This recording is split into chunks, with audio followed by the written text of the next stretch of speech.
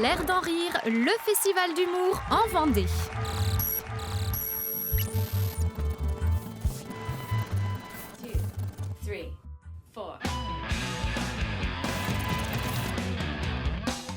Bienvenue dans notre émission Backstage. C'est la dernière émission de la série consacrée au festival L'air d'en rire, où nous avons le plaisir d'accueillir de nombreux humoristes pendant le festival.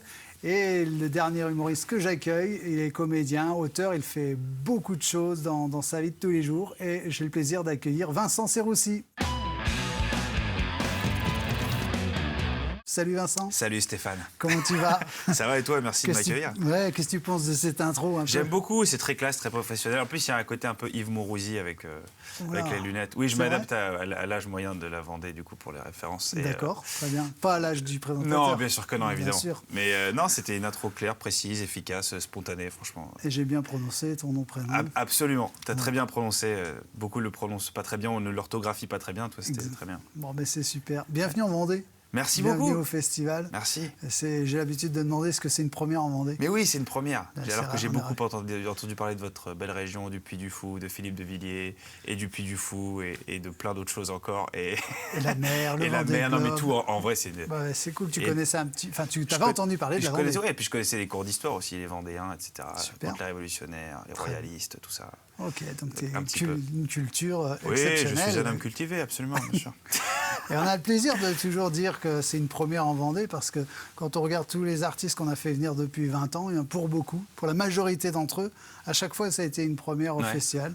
Tu as vu ce qu'ils sont devenus? Oui, ça donne très envie. Moi, je suis tout petit face à ce grand mur de la fame, quelque part. Mais non, franchement, c'est tous des artistes qui ont cartonné quasiment, quoi. Sauf peut-être là, un ou deux. Mais ouais. Alors ce projet, ce spectacle, on va y venir, mais avant d'arriver sur le spectacle actuel, nous on a envie de savoir ce qui t'a amené à se lancer dans ce métier. Toi, tu habites où? Tu viens d'où? Moi, je suis parisien. J'ai grandi à Paris, je suis né à Paris.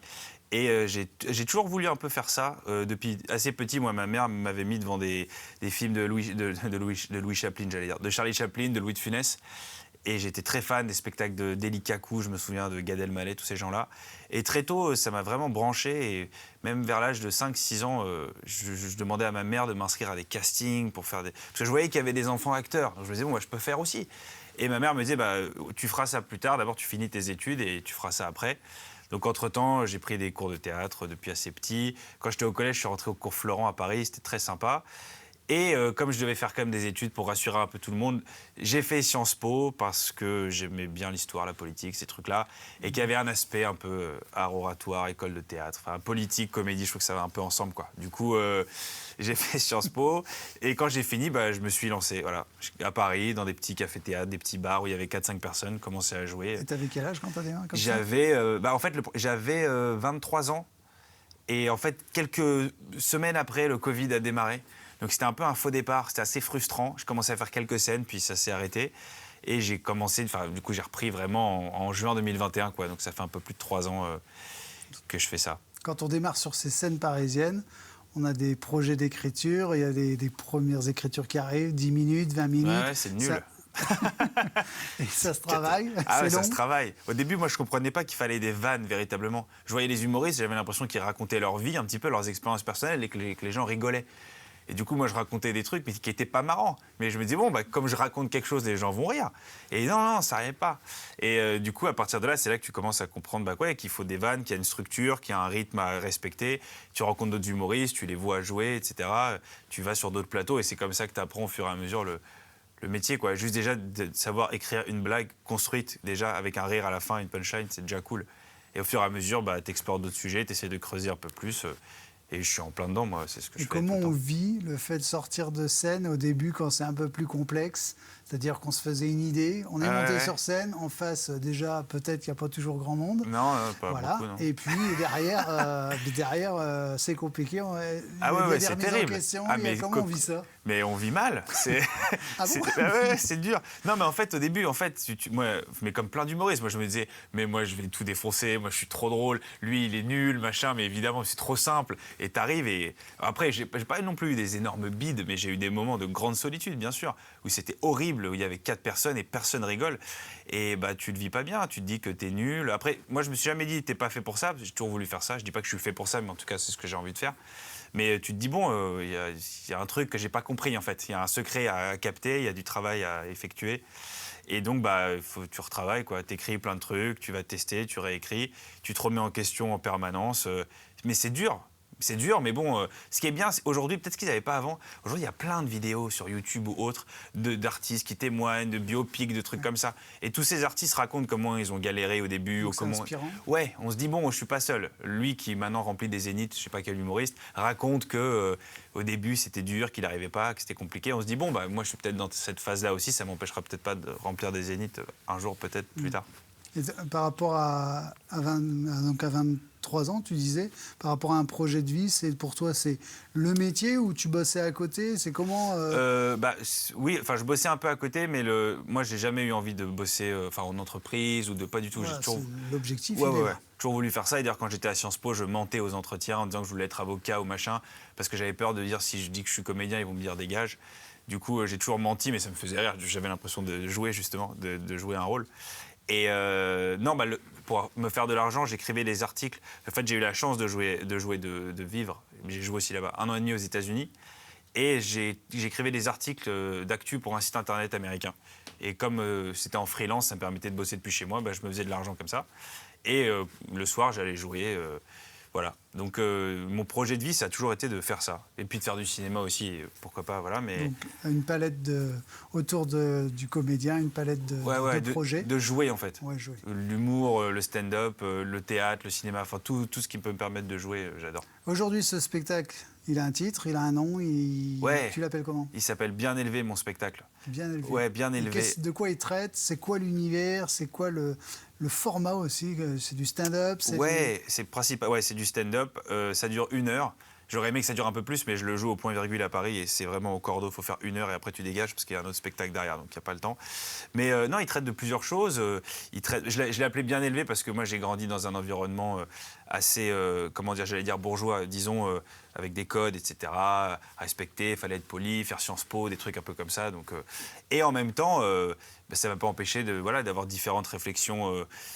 Sur le monde, moi j'aime bien parler de sujets un peu de société, parfois un peu politiques, mais essayer d'avoir une analyse, à mon niveau évidemment, de ce que je vois du monde, je sais pas, de l'intelligence artificielle par exemple, du féminisme, des rapports hommes-femmes, et après de parler aussi de moi, de ma famille, de mes expériences personnelles, de mon manque de confiance en moi, plein de choses comme ça, quoi. C'est Vincent qui parle sur scène ou il y a un personnage? Non, c'est moi, j'essaye de... Bah, après, j'aime bien jouer. C'est-à-dire que c'est moi qui parle en racontant mes expériences, etc. Mais j'aime bien faire des voix, de temps en temps quelques imitations, jouer, quoi. Pas juste raconter des blagues et partir, essayer de faire un peu des deux, quoi. Voilà. Je te propose qu'on regarde un extrait de ton spectacle. Let's go. Les téléspectateurs vont être ravis de découvrir. Vous êtes sympas les Vendéens, en vrai vous êtes sympas. Franchement, je vous dis ça parce que souvent, en général, quand les gens me voient arriver sur scène, il y a un petit peu de retenue parce qu'ils voient ma gueule et ils savent jamais si c'est un spectacle d'humour ou un meeting des Républicains. Voilà, donc je préfère. Vous êtes vraiment des enculés, alors là j'ai l'impression que j'ai mis tout le monde d'accord d'un coup. Tout le monde m'a regardé en mode mais c'est vrai qu'on dirait Sarko il y a 30 ans, bordel. Oui, mais ça m'a pas empêché d'être comédien. Moi j'ai toujours voulu monter sur scène depuis petit, c'est un rêve de gosse. Du coup, j'ai fait une école de théâtre pour me former au métier, une grande école de théâtre, vous devez la connaître. J'ai fait Sciences Po. Mais ils ont formé les meilleurs comédiens, je suis désolé. Et je vous parlais de Macron tout à l'heure. Moi, quand j'ai su que Macron avait fait Sciences Po, j'ai été direct. Excusez-moi. Quel acteur. Déjà, il est beau.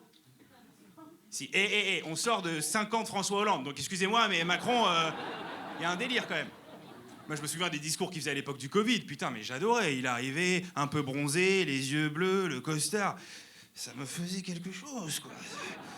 Il était là, nous sommes en guerre. Ah, vous vous souvenez, il arrivait devant la caméra, il était là. Je voudrais m'adresser à chacune et chacun. À celles et ceux. À ceux et celles. À celles et poivres. Il nous faut protéger les personnes âgées, nos grands-pères, nos grands-mères, Brigitte, et, ben... et Michel Barnier. Oh non. Non mais j'arrête en vrai. Moi je vous parle de politique, mais franchement j'y comprends plus rien là. Depuis des années là, j'essaye de suivre, mais vous comprenez vous les décisions qui se prennent? Vous comprenez où ils vont ces gens-là? Il y a pas longtemps par exemple, je regarde les nouvelles à côté de Paris, je vois qu'ils ont rebaptisé la ville Pantin-Pantine. Qu'est-ce qui se passe? Je vois le maire de la ville de Pantin en Seine-Saint-Denis, pour lutter contre les inégalités hommes-femmes, a rebaptisé la ville Pantin-Pantine. Ça bosse hein, ça bosse hein. J'ai vu ça, j'ai pensé aux femmes immédiatement, qui subissent de la misogynie, du harcèlement au quotidien, c'est une réalité. Qui ont dû voir Pantin devenir Pantine. Et qui se sont dit, putain, mais enfin les choses bougent, quoi, bordel!